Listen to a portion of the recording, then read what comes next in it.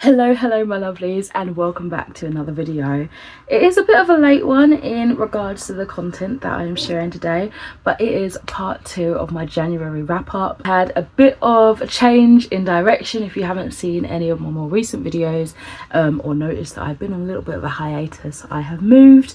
So the last video I did before I moved, I believe, was part 1 of my wrap up, where I talked about the books that I read in the first 2 weeks, and I thought it would just make sense to come here and just correlate the ones I finished off the month with. So unfortunately we're starting off with one that I didn't get on board with too much at all, but let's get it out the way and then we can talk about some hopefully more exciting and ones that fit my vibe a little bit more. So I listened to a short story collection called Oculation and Other Stories by Laird Barrow. Unfortunately, I gave this one a 1 out of 5 stars. The short story collection of eldritch horror. I've been recently trying to dip my toes into particular facets of horror that I think will intrigue me, but unfortunately this collection just wasn't for me. I found the narrator to be very off-putting in the delivery of the storytelling, and I didn't really enjoy any of the stories that we had in this collection, unfortunately. I really should have just DNF'd this one, but there are some other stories by this author that I am interested in, and I review one a little bit later on in this video that I had better success with. After this, continuing on with my foray into horror, this is more like domestic thriller, I would say, with airy atmosphere, and this is Crawl Space by Herbert Lieberman, and I also read another book later on that again I will talk about shortly. I ended up giving this one a 4 out of 5 stars. I thoroughly enjoyed it, and we're following an older retired couple called Albert and Alice as they live their life of routine. They just want something a bit new. They're kind of bored of the stale everyday monotony of it all. Everything changes when the oil man Richard is invited to stay for dinner after a late night of doing oil work repairs. I don't know, things like that. The couple never suspect that one casual act of kindness will lead to a disturbing discovery of something down in their crawl space. It's had such a perfect balance of small time friendliness meets with that small town hostility regarding like outsiders and people that are other, and I think the marry of it, as it was slightly getting more and more hostile and you realize, hold on a minute, why are they acting this way to this particular character, just was such a perfect transition into it. It took a little while for it to click, like, damn, okay, there's actually other reasons why they're being awful to this guy. Overall, it was such a fantastic slow burn of tense isolation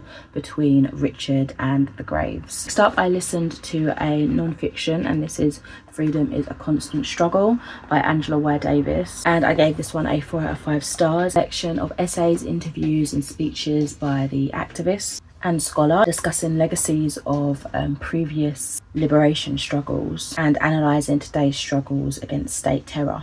I particularly found the conversations and like essays and interviews of prison abolition, I say that really strangely, I know, really fascinating. It's something that I've never really deeply thought about before, but all the like 4 points that was included within this was really quite thought-provoking. It is quite a broken system, and there is no real I forget the word, but there's no real like bringing them back into society and helping them stay away from crime, right, away from any sort of vices in that way. They're just kind of left to repeat the cycle and they don't have any real support. I did find that some of the essays were a tad repetitive, but it definitely did its job in stressing the importance of these discussions and the activism around it. After that, I listened to a second Herbert Lieberman book, and this was The Eighth Square. This is more of like a wilderness, lost in the wild thriller horror, and I gave this one a 3 out of 5 stars. For an unsuspecting group of friends, a hike through the forest turns into a desperate fight for survival. Definitely a more like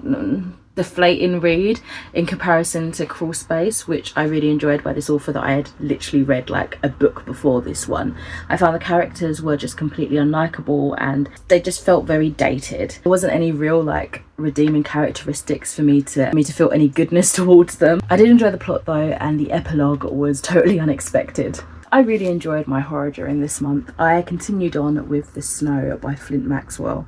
This was another Audible listen and I gave it a 4.5 out of 5 stars. So after a traumatizing experience, Grady, our main character, wants an escape. Months later, he and his friends take a 4th of July trip, which is greatly disturbed when freakish blizzards cover the eastern US in fleets of snow.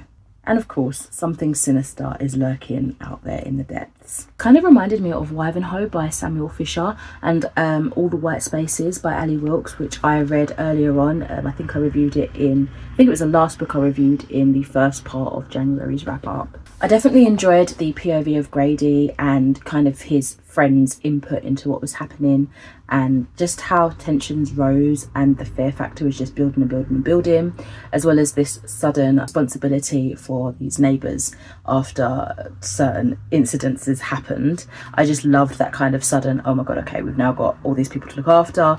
Are we going to make it out alive? The whole novel was executed fabulously and it definitely had me wondering what on earth would happen next. So I'm glad to see that there are a couple more books. It's actually a series and I'd be interested to see in how the story unfolds. The next book I finished was a middle grade fantasy and this is Joseph Delaney's Spooks, book number 11, Slither's Tale. And I gave this one a 4 out of 5 stars. I'm sorry, it's a little bit reflective. I'll try and hold it like tilted. When a local farmer dies, Slither wants to eat his daughters. But after a trade, he promises to take the younger two to family in return to keep Nessa, the oldest. Really enjoyed exploring a whole new fraction of this world of the Wardstone Chronicles. It is characters and parts of the map that we haven't explored before, so it was interesting to see like their different cultures and just their different way of lives and how they treat each other, the kind of magics that they had in this part. But I also love that we still had familiar characters to make it feel like properly like a part of the series. I also feel like there is potential to expand a specific storyline with a crossover of characters in this one, which I really enjoyed. So yeah, it was nice again to continue on with this. I think this was my last physically owned book of this series. I've been mainly reading them through Audible, so I'll be jumping back into the audio version at some point soon, I'm sure. Jumping back to Laird Barron, I have The Cronin, which again I listened to Audible. A lot of his stuff was free to listen to, free to download. I don't know if it still is currently, but same with Herbert Lieberman. So yeah, that's why I've been trying a lot of their stuff, well, 2 of their stuff each throughout that month. I gave this one a 4 out of 5 stars. I much more enjoyed it than Oculation and Other Stories. I don't know if maybe just his short stories don't work for me, but we'll see as I explore more of his writing. So strange things exist just on the edge of our existence. Black magic, weird cults and worse things loom in the shadows. The children of Old Leech have been with us from time immemorial and they love us. It took me a while to see how the whole plot was coming together and links back to the prologue, which talks about like a reimagined version of the story of Rumpelstiltskin, and it's quite dark and grotesque. Clicked how everything was linking and I realised that we were going a bit back and forth with the narration. I thought it was fantastic. This overall was just such a cleverly crafted, phantasmagorical, cosmic horror. I really enjoyed it and it has definitely spurred me on to try more from this author, despite disliking the first book that I read from him. After that, I listened to Harley Quinn, The Reckoning by Rachel Allen. This is, I think it's #1 in the DC Icon series, and they're all written by like different authors. This is the feminist backstory of Harley Quinn interning in a psych lab at Gotham University. I loved the representation we had of women in STEM. Loved that we had queer relationships, queer identities. The relationship between the girls within the Reckoning like organisation was just so varied and authentic, and it just felt like such a great group. It was like not sorority in terms of like or party and aspects of it, shall we say, but sorority in that idea of like sisterhood and looking out for each other and where you have your set values. That's kind of how it felt. And the way they were kind of targeting like people that were doing bad things to women in particular, but all people, it was just such a great motivator to link them all together and make them feel, or make them friends in the first place. But there were still tensions within the group and misunderstandings and kind of like errors in judgment, and it was just great. There was just so much in there than I was expecting it to be. I really enjoyed it. I gave that one a 5 out of 5 stars. Another 5 out of 5 stars is part of a story that started before me, Poems About Black British History by George the Poet. This is a collection of poems discussing Black British history from across the diaspora, and it is a load of different authors who have completed works for this collection. I found it to be such a powerful and motivational and emotional collection. It just, a lot of things I had never learned about. I had a good mixture in there and I really enjoyed it. I feel like this would pair really well with another book I have, which I can't see to hand at the minute, called Black England. I forget the author's name at the top of my head. A book I haven't read yet, it's non-fiction, but I just feel like it would complement each other quite well, reading them in a similar time frame. Next up, I have a book that was kindly sent to me by the author, Joshua Hershey, and this is Linden Falls. Unfortunately, it wasn't for me. I ended up giving this a 1 out of 5 stars. And we are following Mabel, who must fight to remove the darkness over her people. Mabel is a rumoured witch whose kingdom belongs to Leviathan the serpent. Her people are enslaved in darkness, but everything changes when Mabel discovers a book that transports her to the world of angels and demons. There she wields swords of fire and faces Tannin, a spirit-infested dragon. Mabel sets off to save her people, unaware that she'll find Eva along the way, that mystic lady thrown away in time, and in doing so, find herself. Mabel even learns how to break the darkness, but Leviathan has different plans. Mabel wants to set her people free, make peace with her past, and start a new life. She wants to be a fighter and protector of the ones she loves. When life becomes a curse, can Mabel end the darkness before destroying herself?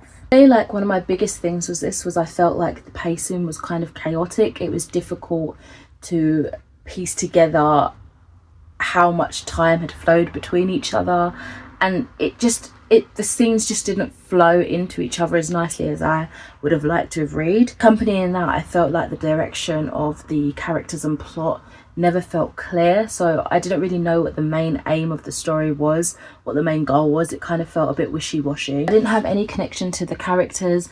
I didn't really find that they weren't likable, but I also just felt like they were okay. And so overall, the writing style and the storytelling just wasn't for me, unfortunately. But Joshua, if you do end up coming across this video, keep at it. We've had some amazing reviews already. It just wasn't for me. Thank you so much for sending this my way. I'm glad to have tried it. And lastly, another book I audioed, but when I unboxed all my books, or most of my books, I realised I had a physical copy of it. And that is The Day I Fell Into a Fairy Tale by Ben Miller. This is a heartwarming adventure celebrating the power of believing in stories and the magic of childhood. This kind of was akin to The Land of Stories for me, which I enjoyed. I thought that was a good comparison. I ended up giving this one a 4 out of 5 stars, so I clearly enjoyed it. It was just super easy and fun to listen to. I enjoyed the connection between the stories. It had another kind of interwoven adjusting fairy tales that you already know and kind of building upon it. And yeah, I just love it when people fall into stories and kind of navigate the world, and it might be different to what you're thinking, whether it's like crazy and evil and not very happy fun times like I Hate Fairyland, or whether it is more like a deeper setting like Land of Stories and there's so much going on in there, or whether it's just more of a fun, chill, let's see what happens kind of book like The Day I Fell Into a Fairy Tale. These are all the books that I read for the last part of January, and I just realised the ones I have physically to hand are all blue. We love that. Thank you ever so much for watching. Do let me know what you finished reading in January. If you have any carryovers for February, what you're currently reading, I would love to know. Thank you so much for watching. Don't forget to like and subscribe if you would like to, and I shall see you in another video soon. Bye.